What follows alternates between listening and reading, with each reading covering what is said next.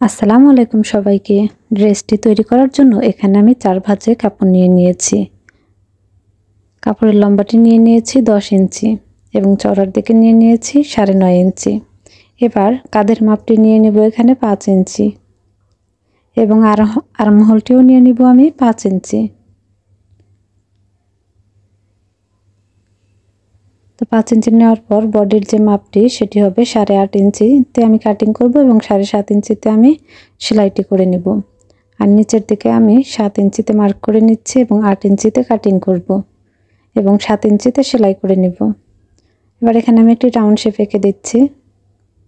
এবার গলার অংশটি তৈরি করব, এর জন্য এদিকে আমি 2 ইঞ্চি নিয়ে নিয়েছি এবং নিচের দিকে 3 ইঞ্চিতে মার্ক করে দিচ্ছি। তো এখানেও আমি একটি রাউন্ড শেপ এঁকে নিয়েছি। এবার দাগ অনুযায়ী আমি কাটিং করে নেব।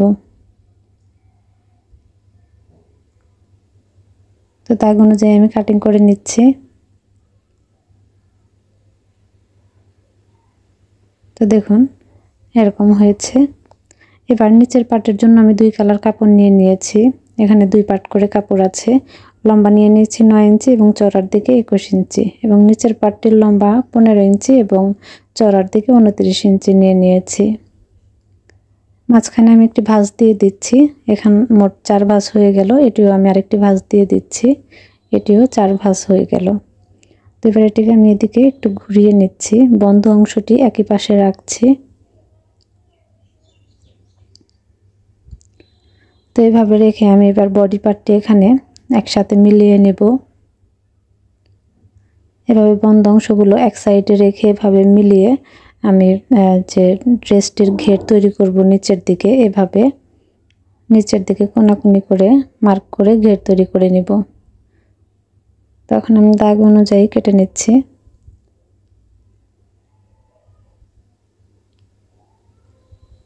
তো এভাবে কেটে নিয়েছি। কেটে নেওয়ার পর আমি একটি অংশ উঠিয়ে নিচ্ছি। এবার এই অংশের সাথে অন্য কালারের কাপড়টি জয়েন করে দেব এবং বডি পার্টটিও আমি একইভাবে জয়েন করে দেব। এটাকে এভাবে উল্টিয়ে সেলাইটি করে নেব। দুইটি পার্ট আমি একইভাবে জয়েন করে জোড়া লাগিয়ে নেব। তো দেখুন আমার জোড়া লাগানো হয়ে গিয়েছে। দুটি পার্ট আমি একইভাবে করে নিয়েছি। এবার পিছন পার্টে আমি বোতাম লাগানোর জন্য এখানে 2 ইঞ্চি মার্ক করে নেব। কেটে নিচ্ছি। এখানে আর কি যে হুক লাগাতে পারেন আপনারা, টিপ বোতামও লাগাতে পারেন বা এমনি সাধারণ বোতামও লাগিয়ে নিতে পারেন। এবার এটিকে আমি উল্টিয়ে নিচ্ছি। উল্টিয়ে নেওয়ার পর এটির সাইড দিয়েও আমি ভাঁজ করে নিব। ভাঁজ করে সেলাই করে দিব। তো সাইড দিয়ে আমি এভাবে সেলাই করে দিব। তো সেলাই করে নেওয়া শেষ। এবার আমি আরেকটি কাপড়ও এর উপরে রাখছি, মানে সোজা অংশ দুটো ভিতরের দিকে আর উল্টা অংশটি বাইরের দিকে রেখে কাঁধটি সেলাই করে নিব। তো আমার কাঁধ সেলাই করে নেওয়া হয়ে গিয়েছে। এবার আমি ভাবে যে কাপড়টি কেটে রেখেছি সেটা দিয়ে আমি গলাতে পাইপিং তৈরি করব এইভাবে, এবং হাতাতেও আমি একইভাবে উল্টো দিকে কাপড়গুলো বসাবো। তো আমার লাগানো হয়ে গিয়েছে। এবার আমি সাইড দিয়ে অল্প অল্প করে কেটে নিচ্ছি যাতে আমার উল্টিয়ে নিতে সুবিধা হয়। এবার আমি এভাবে 2 ভাঁজ দিয়ে মুড়িয়ে সোজা দিকে সেলাই করে নেব। হাতা এবং গলার অংশে একইভাবে সেলাই করে নেব। দেখুন আমার সেলাই করে নেওয়া হয়ে গিয়েছে। এবার আমি এটিকে উল্টিয়ে দিচ্ছি।